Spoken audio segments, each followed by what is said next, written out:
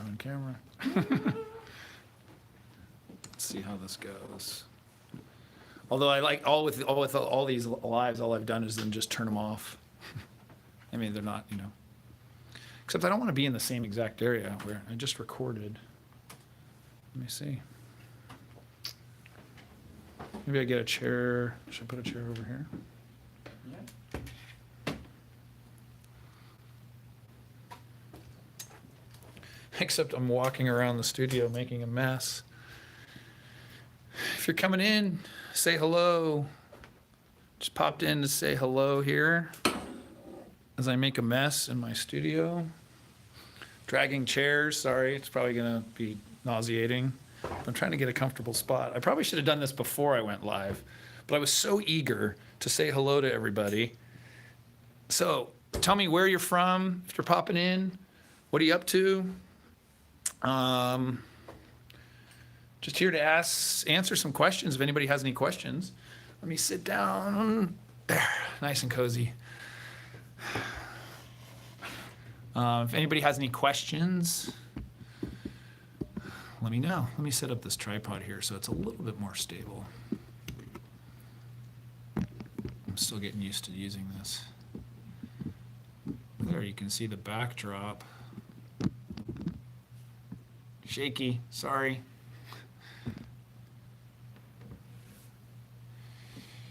Danny, I'm 17, about to be a dad. How can I make the best of it? Well, good news is you're following a channel like this because it's got a lot of information, so that's good. You're seeking out information, you're seeking out some assistance. When you're a little bit younger or a lot younger, I think you need to surround yourself with people. If you have family, that's great. For some people that don't have family, it's maybe getting involved in a support group or having some other friends, and other people around you that are somewhat similar. So people that might be going through the same thing so that you can relate. That can sometimes be helpful. So, yeah, I mean, it's, somebody, and I'm not sure if you had posted that, but somebody had said that their life was ruined, and that hurt me because your life isn't ruined. Your life changes, but it's not ruined. And nobody that I've ever come across have had kids and had wished that they then didn't have them. They may have wished that they had them at a later stage in life. They may wish that they had them in different circumstances per se, but nobody ever wishes that they didn't have them. And so your life changes for sure. It's a one-way door, but I can't imagine it any other way. So I think you make, it is really what you make of it. So, hopefully you have some good support around you. If you're finding and you're having a difficult time and you're feeling like you're going through some difficult things, I would suggest somebody locally, maybe a therapist, even resources through your schools or, through your community that, you can talk to somebody and have people to talk to. That's probably going to be the main thing. Because that support is really important. It's important no matter what age you are. And if you have a spouse, then, that's an immediate support for you. If you don't have that person, then, you want to find other people that are going through that same thing, that community. And there's some online communities as well. I know Life of Dad and some of the other support groups where they have the Facebook groups. That could be something. So maybe try that. Let's see. How come it doesn't keep these on the screen?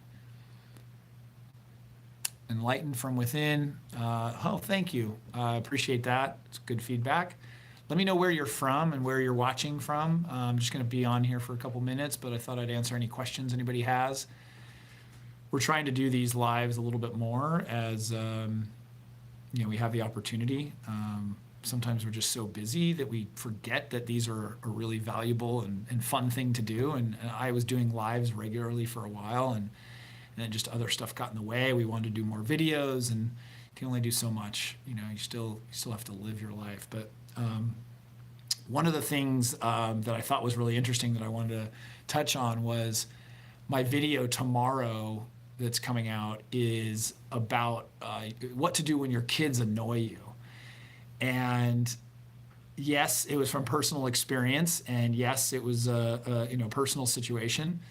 Um, but what happened is I ended up doing this video, and in the middle of doing this video, I was getting really annoyed. And so it was pretty ironic that I'm sitting here doing this video about getting annoyed. It wasn't about my kids. My kids weren't annoying me at that time. But there was a bunch of sound next door in the office next door, and they were doing something and having conversations that were really loud. And so I found myself in real time trying to calm myself and do these techniques is the same that I'm talking about and how to overcome these things. So it was just pretty funny. It was pretty ironic that we're constantly practicing, we're constantly doing it. You're never an expert at any of these things. You can think you really got something down and that you understand, and then all of a sudden, life will throw a wrench at you. And it's the same way with the kids. You all of a sudden you get some piece of it down, and then something else changes, and there's something new. So that's the exciting part about fatherhood. I have the feeling that I'm never going to run out of material here at Dad University. That's for sure. As my kids go into the teen years, and having experienced obviously all the newborn stuff and all that, now going into the teen years is going to be really interesting.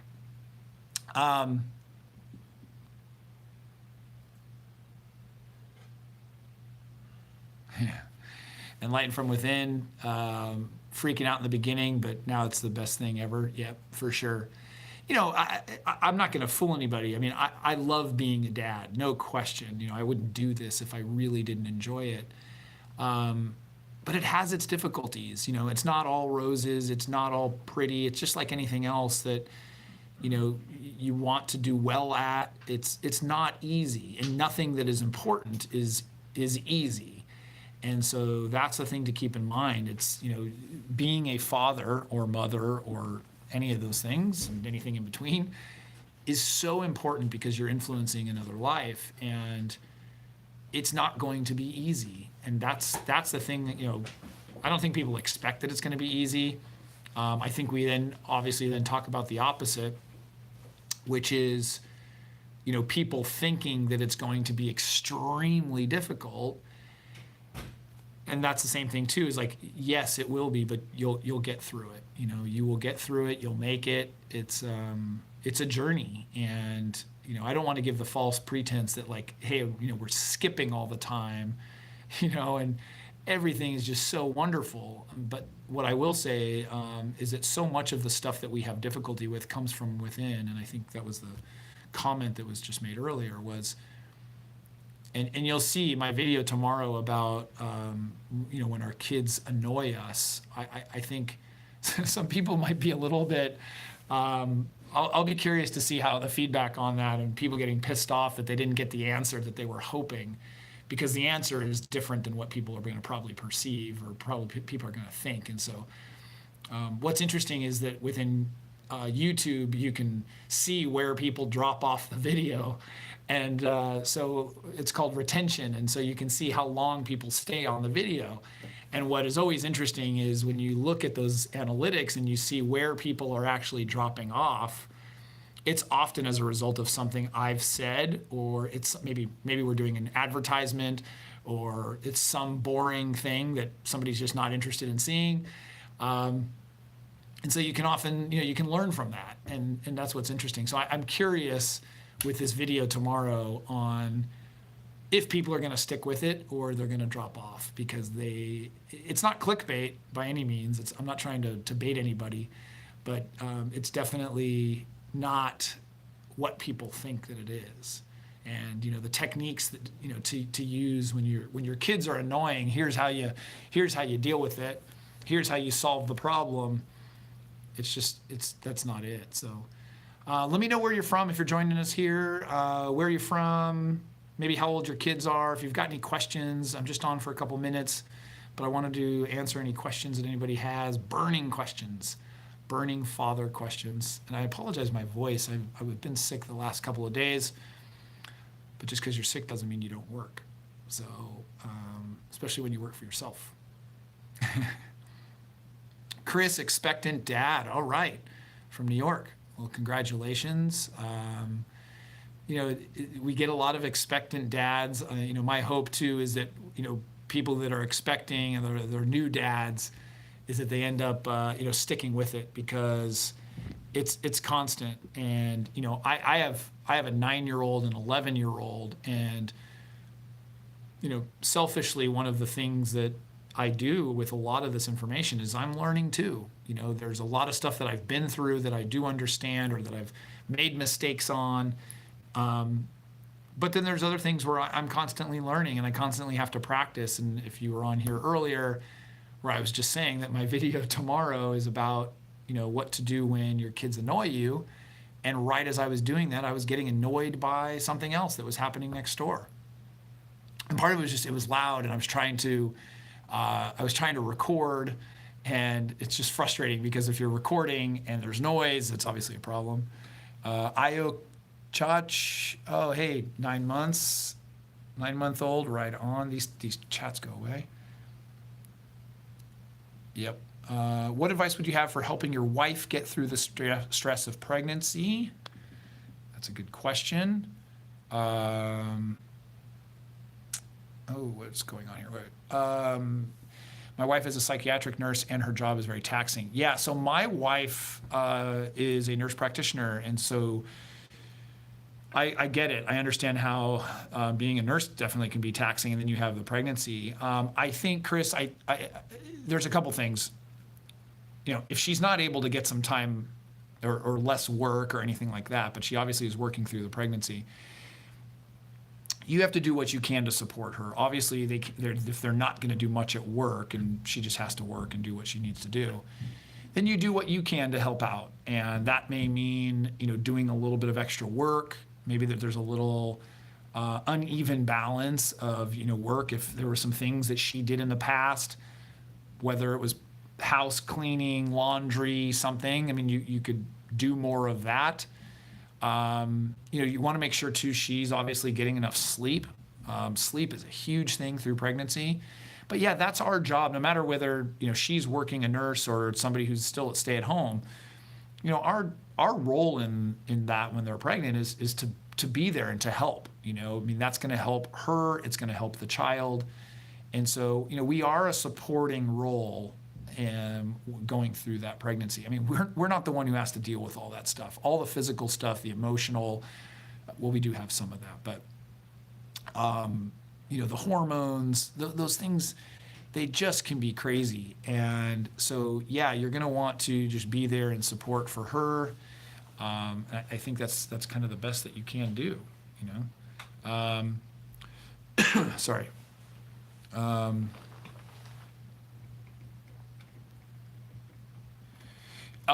Chris, just to finish it up, you had a follow-up with my wife has many reasons to be stressed out. Well, you got to find out what those reasons are, and then figure out, can you change them, or can you change your attitude about them?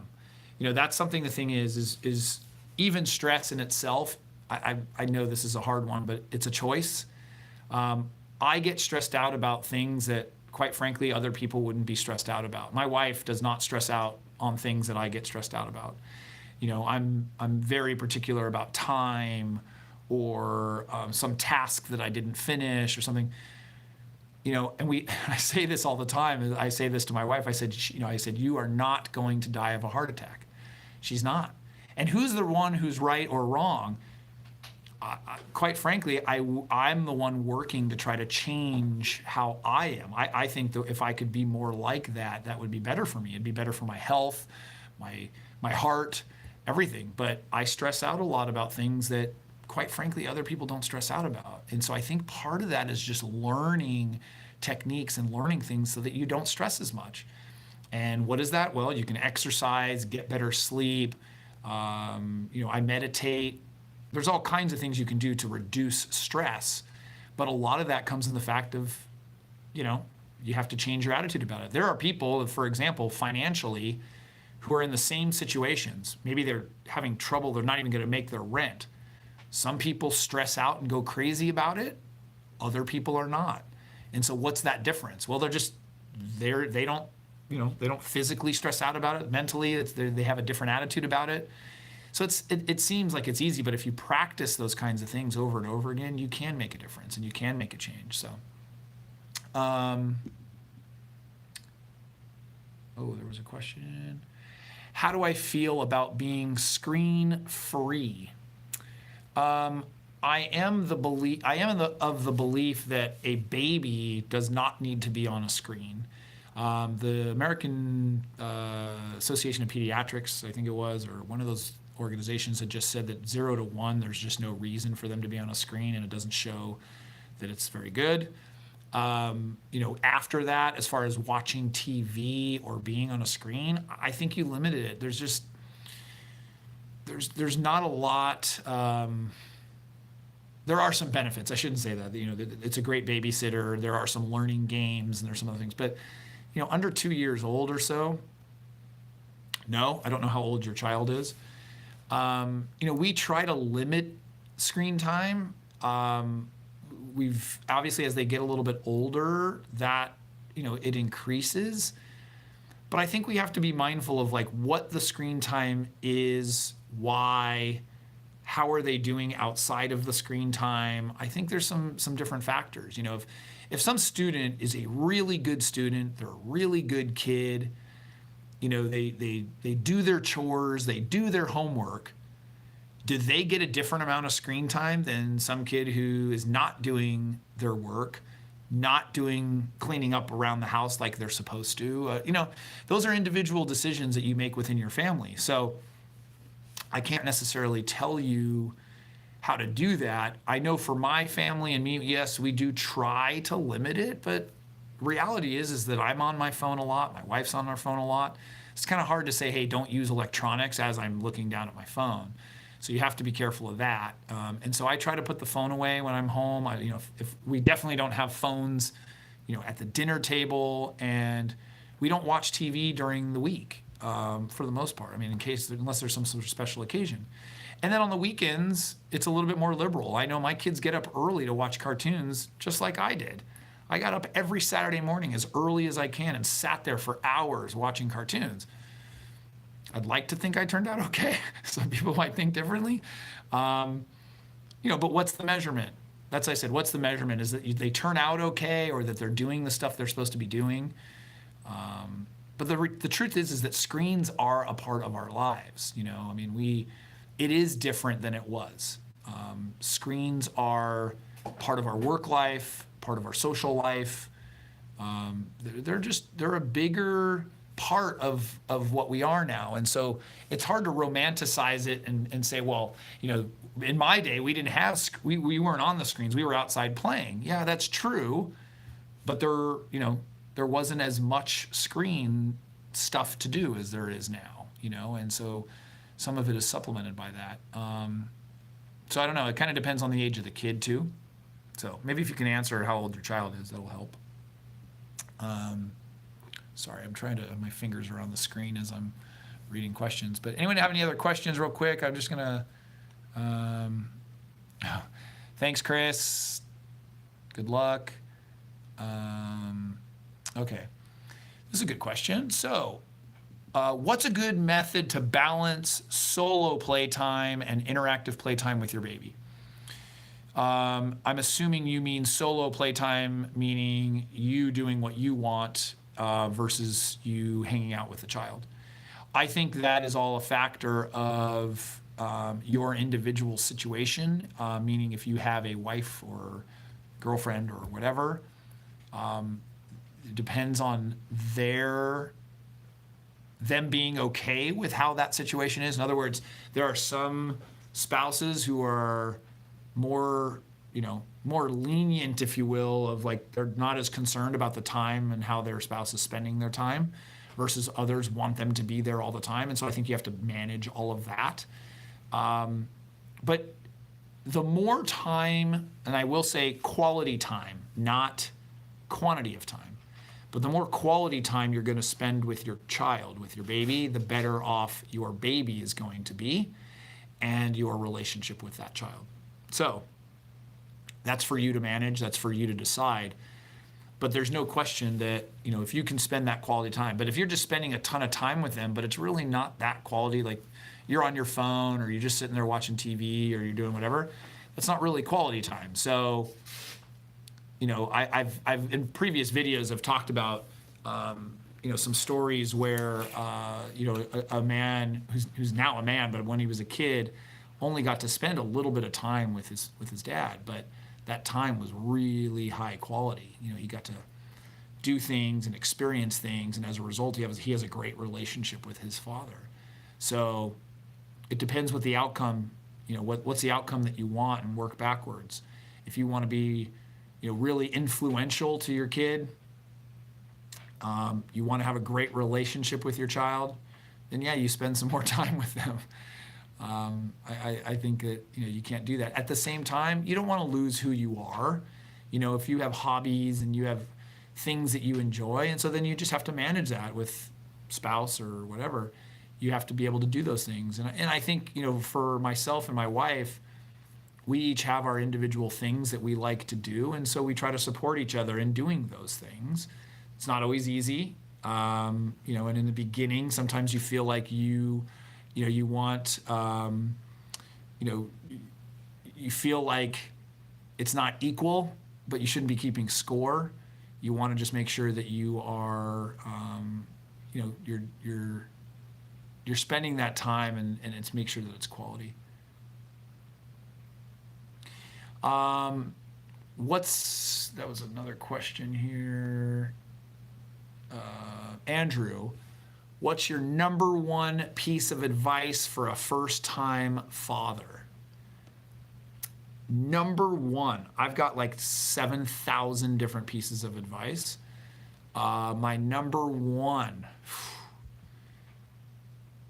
my advice is going to be that you're going to make it. And so be okay. Don't stress out so much. That's probably the number one thing. But there's all kinds of things. Be empathetic, meaning, think about what your wife is going through, what your baby's going through. But for a first-time father, it can be a little stressful because it's unknown.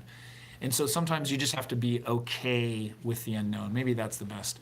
When I say about being okay, be okay with the unknown and realize that you're going to survive, you're going to make it. There's been millions of people who have been fathers before you and have made it, and that the child's okay. You're not going to be perfect. Don't strive for perfection, but strive to be good. Sorry. Those are all things. There's tons of different pieces of advice. It's hard to pick one. I often pick empathy because it's one of those things that have just probably profoundly changed me the most when I learned to be empathetic towards others, and especially my child. That really changed the way, when you see a 2-year-old and the 2-year-old's crying, and instead of getting pissed off, you realize that this is a 2-year-old who has no idea what they're doing, and they're looking up at this world they don't understand any of this. It changes the way that you parent. It changes the way, because you don't get upset. And I wish that I would have known that and understood that my first couple of years with my son, who was my firstborn, because that's not what it was. It was like, my son's out to get me. He's 2.5 years old and he's screaming. He just wants to make my life miserable. No, he doesn't. He's hungry or he's tired. He's not trying to do anything to me. And so when I learned to put myself in the child's shoes, that's when things really started to change. And for me, that was the most profound thing that I just understood as a parent. And there's the phone call. So I think, sorry, we've got an office going here. So I think as far as number one piece of advice for a first-time father, be there for her. If you hopefully you can be, that's going to be important. And then be just you'll be okay. You're going to make it. You're going to be good. So I don't know. That's hard. And everybody gives one piece of advice. I have thousands of pieces of advice, but it's all just dependent on the situation. So I think the other thing too is continue to learn. Always be learning. Watch the videos on the channel, read, join support groups. Interact with other fathers who are going through the same thing so that you can relate. That might be another tip. There's a lot of those online, like in Facebook and such. There's Facebook groups, there's meetup groups, there's all kinds of things that you can do to interact. So yeah, I think that's probably one of the best things. So I got to get back. I got another meeting here coming up, but I wanted to thank everybody for just popping on, saying hello. I'll be back. I'll enjoy this. This is fun. And I'll talk to you guys soon. Make it a great week. Take care.